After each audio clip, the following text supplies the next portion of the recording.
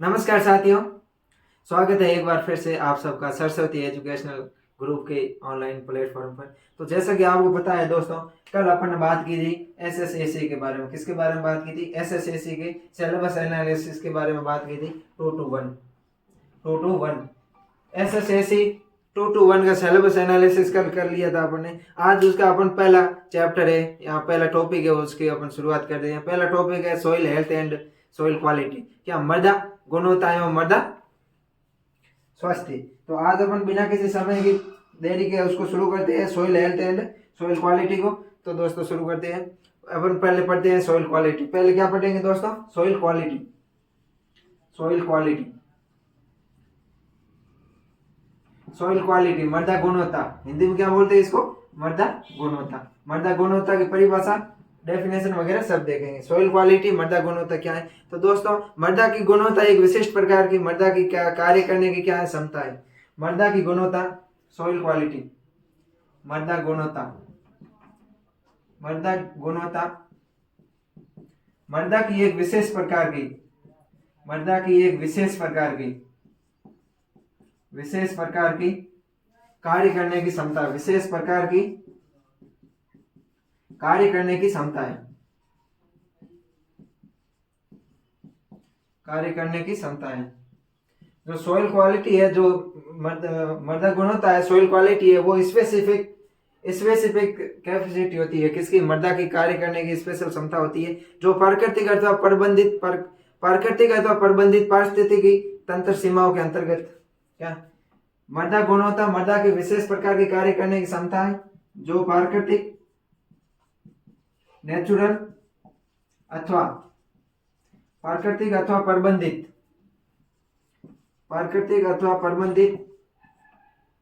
पारिस्थितिकी तंत्र की सीमाओं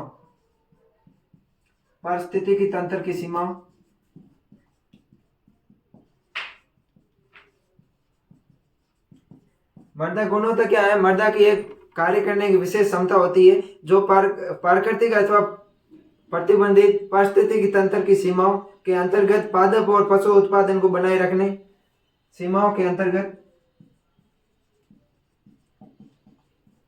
पादप एवं पशु उत्पाद को बनाए रखने, पशु उत्पाद को बनाए रखने, ये पादप और पशुओं के उत्पाद है, उसको, उसकी जो क्षमता है, उसकी जो क्वालिटी है, उसको बनाए रखती है। जल एवं वायु की गुणवत्ता को बनाए रखती है। क्या करती है? जल एवं वायु की गुणवत्ता, जल व वायु की गुणवत्ता, वायु की गुणवत्ता को बनाए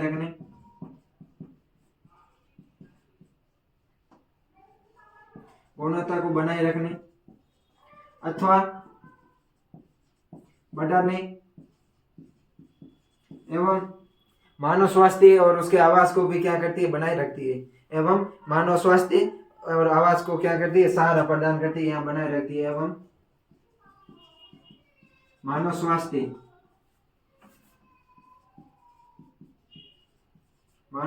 एवं आवास को बनाए रखती है,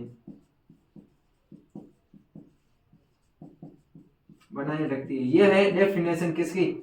सॉइल क्वालिटी की। मृदा गुणवत्ता की परिभाषा है। मृदा गुणवत्ता की परिभाषा क्या है? कि मृदा गुणवत्ता मृदा की एक विशेष प्रकार की कार्य करने की क्षमता है। पहले तो ये देखना अपन क्या है कि मृदा की एक है, किसकी? मृदा की एक विशेष प्रकार की है, स्पेसिफिक कार्य करने की क्षमता है। क्या है? क्षमता है जो प्राकृतिक, नेचुरल अथवा प्रबंधित पारिस्थितिकी तंत्र की सीमाओं के अंतर्गत रह के कार्य करती है। पादप एवं पशु उत्पादों को बनाए रखना, कोई भी पादप है, पादप उत्पाद है या कोई एनिमल प्रोडक्ट है, उसकी क्वालिटी, उसकी गुणवत्ता को बनाए रखती है। उसके साथ जल एवं वायु, जल, वाटर और वायु की गुणवत्ता को बनाए रखती है, और मानव स्वास्थ्य और आवास को भी बनाए रखने का कार्य करती है। यह है सॉइल क्वालिटी। यह हो गई मृदा की गुणवत्ता की परिभाषा। अब अपन देखते हैं कि फंक्शन ऑफ सॉइल क्वालिटी, यानी कि मृदा गुणवत्ता के कार्य क्या है। अगला टॉपिक है फंक्शन ऑफ सॉइल क्वालिटी। इसके कार्य क्या है? Function of soil quality. अगर टॉपिक कौन सा है? Function of soil quality. Function of soil quality क्या? Function of soil quality, function of soil quality. Exam में क्वेश्चन आ सकता है कि फंक्शन ऑफ सॉइल क्वालिटी यानी मृदा गुणवत्ता का क्या कार्य है। तो मृदा गुणवत्ता के कार्य की अपन बात करते हैं तो पहला कार्य आता है न्यूट्रिशन साइक्लिंग। पहला कार्य कौन सा है? न्यूट्रिशन साइक्लिंग, पोषक तत्वों का चक्र, न्यूट्रिशन न्यूट्रिशन साइक्लिंग। पहला जो टॉप चैप अपने जो कार्य है मृदा सॉइल क्वालिटी मृदा गुणवत्ता का कार्य है वो है nutrition cycling.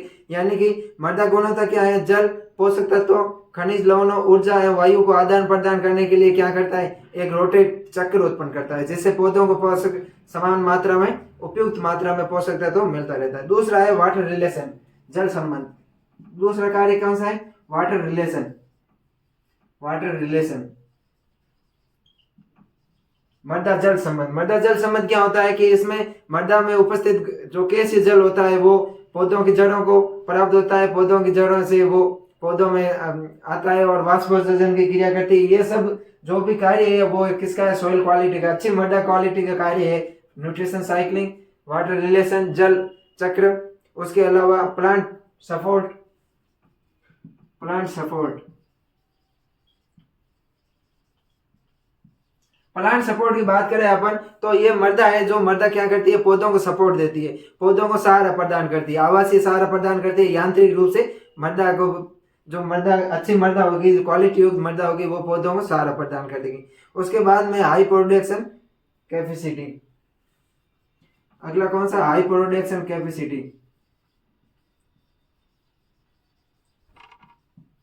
High production capacity यानी कि उच्च, हाई प्रोडक्शन यानी कि उच्च उत्पादन क्षमता होनी चाहिए मृदा। अच्छी मृदा का कार्य क्या? उच्च उत्पादन क्षमता। उसके अलावा इम्प्रूव वाटर कंडीशन, इम्प्रूव यानी वृद्धि करना, वाटर कंडीशन। जो अच्छी मृदा है, जो अच्छी क्वालिटी युक्त मृदा है, उसका मुख्य कार्य है कि जल की गुणवत्ता को बनाए रखना, जल की गुणवत्ता को गिरने नहीं देती, हमेशा जल की गुणवत्ता को क्या करती है? इंप्रूव करती है, वृद्धि करती है। तो ये मुख्य रूप से 5 कार्य है किसके? सॉइल क्वालिटी के। इसमें भाषा में अपन लिख लेंगे न्यूट्रिशन साइक्लिंग, मेन हेडिंग। अगर मान लो 5 नंबर का क्वेश्चन आ जाए, जो 5वां क्वेश्चन आता है टिप्पणी वाला, वो आ जाए कि फंक्शन ऑफ सॉइल क्वालिटी या मृदा क्वालिटी के गुण क्या है। यहाँ 7 नंबर में क्वेश्चन आता है तो ऐसा आएगा कि इसकी परिभाषा पूछ लेंगे सॉइल क्वालिटी की, उसके साथ में ये कार्य पूछ लेंगे। तो अपन को कार्य क्या ध्यान रखना है? न्यूट्रिशन साइक्लिंग पोषक तत्वों को क्या करती है? उपलब्ध, पौधों में उपलब्ध मात्रा में पोषक तत्वों की पर्याप्त उपलब्धता करवाती है। उसके अलावा पौधों सफिशियंट, मतलब जिस कंडीशन में पौधे जो न्यूट्रिशन को ग्रहण कर सकते हैं। जैसे अगर नाइट्रोजन की बात करें तो नाइट्रोजन को पौधे नाइट्रेट के रूप में ग्रहण करते हैं। किस रूप में ग्रहण करते हैं? नाइट्रेट के रूप में ग्रहण करते हैं। और अगर जलीय पदार्थों की बात करें, जैसे धान वगैरह की बात करें, तो वे किसके? अमोनियम आयन के रूप में नाइट्रोजन को ग्रहण करते हैं। तो जिस रूप में पौधे ग्रहण करते हैं उस रूप में पोषक तत्वों को उपलब्ध करवाना। दूसरा है वाटर रिलेशन, जल संबंध, पौधों को उपयुक्त मात्रा में कैसे जल उपलब्ध करवाना। तीसरा है प्लांट सपोर्ट, पौधों को यांत्रिक सहारा देना। हाई प्रोडक्शन कैपेसिटी, मृदा की उच्च उत्पादन क्षमता होनी चाहिए, फसलों की उत्पादन क्षमता अधिक होनी चाहिए। फिर अगला है इम्प्रूव वाटर कंडीशन, यानी कि मृदा के अंदर जो जल है उस जल की हम क्वालिटी को हमेशा बढ़ाते हुए रहना चाहिए। तो ये थे इसके कार्य। इसके कार्य हो गए। अब अपन बात करते हैं इसकी विशेषता कि सॉइल क्वालिटी की क्या विशेषता है। Characteristic of soil health, soil quality यानी कि जो क्वालिटी युक्त सॉइल है, हेल्दी सॉइल है, सॉइल की विशेषता।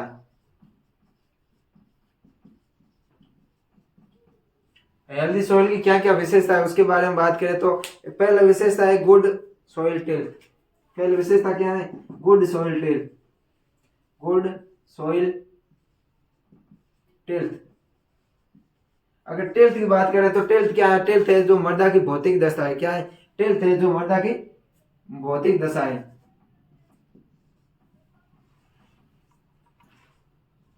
टेल्थ क्या है? मृदा की भौतिक दशा है। मृदा में सभी भौतिक गुण होते हैं जो फसल उत्पादन के लिए उपयुक्त होने चाहिए। तो गुड सॉइल टेल्थ होनी चाहिए, मृदा भौतिक रूप से अच्छी होनी चाहिए जिससे फसलों में क्या हो? अधिक से अधिक उत्पादन हो। दूसरा होना चाहिए sufficient depth, sufficient depth. Depth का मतलब होता है गहराई। क्या होता है? गहराई। तो मृदा प्रोफाइल के अंदर उपयुक्त गहराई होनी चाहिए, जिसके अंदर नीचे मृदा प्रोफाइल के नीचे कोई कठोर चट्टान वगैरह नहीं होती। अगर मृदा प्रोफाइल के अंदर उपयुक्त गहराई होगी तो पौधों की जड़ें है जो अधिक अधिक गहरी होगी, जड़ें अधिक विकसित होगी, जड़ें अधिक विकसित होगी। इससे क्या होगा, जड़ें अधिक विकसित होगी। जब मतलब सफिशिएंट डेप्थ होगी मृदा के अंदर, अच्छी गहराई होगी, अच्छी कोमल मृदा होगी, तो उसके अंदर जड़ें अधिक से अधिक विकसित होगी। और जब पौधे की जड़ें अधिक से अधिक विकसित होगी तो उसको न्यूट्रिशन अधिक मिलेगा, उसको सहारा अधिक मिलेगा। आंधी वगैरह में या तेज हवाओं के चलने से वो गिरेगी नहीं, तो उसको सफिशिएंट डेप्थ की जरूरत रहती है। अगर अपन तीसरे गुण की बात करें तो तीसरा गुण है सफिशिएंट सप्लाई ऑफ न्यूट्रिशन। तीसरा गुण क्या है, तीसरी विशेषता है sufficient supply, sufficient supply of nutrition.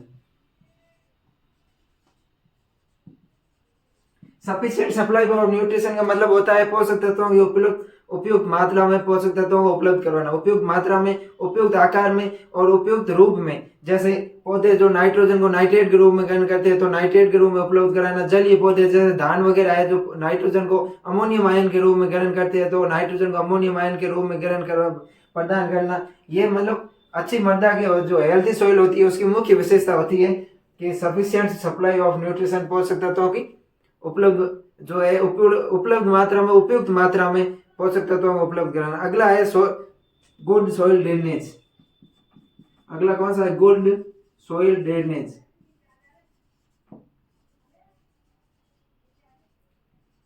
अगर गुड सॉइल ड्रेनेज की बात करें तो उपयुक्त जल निकास, गुड सॉइल ड्रेनेज को बोलते हैं जल निकास, उपयुक्त जल निकास।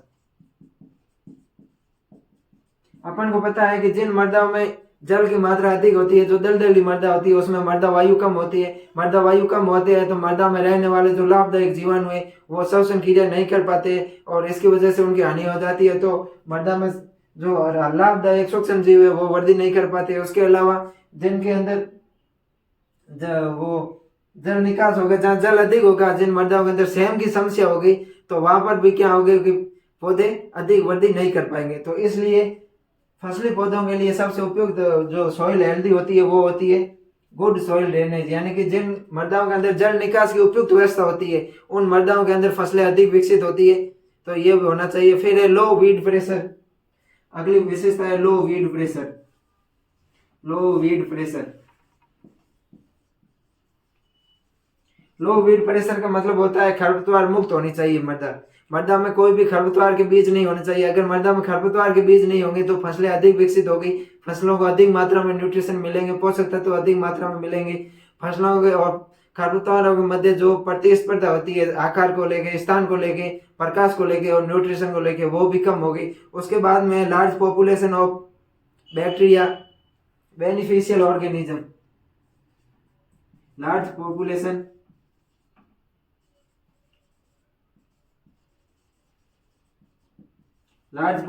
Of beneficial organism,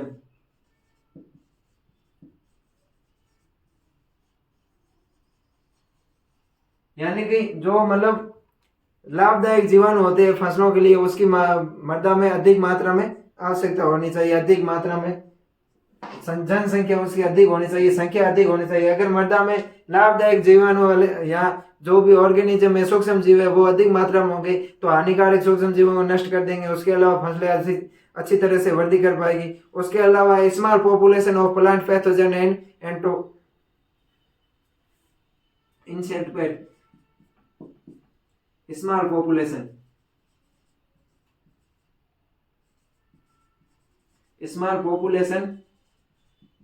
of plant pathogen, यानी कि मृदा में जो प्लांट पैथोजन होते हैं, पादप रोग कारक होते हैं, उनकी जनसंख्या कम होनी चाहिए। Plant pathogen and insect pest. Insect pest का मतलब होता है हानिकारक जीव, हानिकारक कीट। जो मृदा में हानिकारक कीट होते हैं उनकी भी संख्या क्या है, कम होनी चाहिए। तो ये है अच्छी जो हेल्दी सॉइल होती है उसकी विशेषता क्या है। पहली है गुड सॉइल टेस्ट, मृदा की भौतिक दशा अच्छी होनी चाहिए। दूसरा है सफिशिएंट डेप्थ, मृदा में अच्छी गहराई होनी चाहिए, उपयुक्त गहराई होनी चाहिए। तीसरा है सफिशिएंट सप्लाई ऑफ न्यूट्रिशन, यानी कि मृदा में पोषक तत्वों की उपयुक्त मात्रा में सप्लाई होनी चाहिए। अगला है गुड सॉइल ड्रेनेज, यानी कि मृदा में जल निकास की व्यवस्था अच्छी होनी चाहिए। सेम की समस्या कम होनी चाहिए, कम से कम होनी चाहिए।